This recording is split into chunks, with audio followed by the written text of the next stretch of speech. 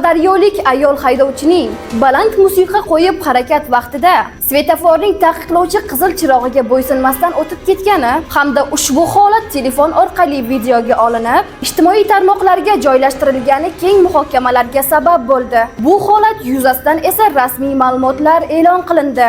Ma'lum bo'lishicha, ayol 5-fevral kuni G'aybulla Tursunovning konsertiga borayotgani va Karvon restoraniga kech qolayotgani sababli tanish opasi bilan yo'lga chiqqan. Yo'l davomida esa mashinada ketayotgan jarayonni qizlar guruhiga video qilib yuborishyapti deb o'ylagan. Ammo ular ushbu videoni Instagram ijtimoiy tarmog'iga joylab yuborishgan. Haydovchi aslida sariq chiroq yonib, ogohlantirish bosqichida o'tib ketaman deb o'ylagan. Biroq jarayon davomida qizil chiroqga tushib qolganini aytgan. Ayol bu holatdan afsusdaligini va yo'l harakati qoidalarini buzgani uchun uzr so'ragan va haydovchilardan hech qachon qizil chiroqdan o'tib ketmasliklarini tavsiya qilgan. Surishtiruv harakatlari davomida haydovchiga nisbatan belgilangan tartibda ma'muriy bayonnoma rasmiylashtirilib, mashina esa vaqtinchalik saqlash uchun jarima maydonchasiga joylashtirildi.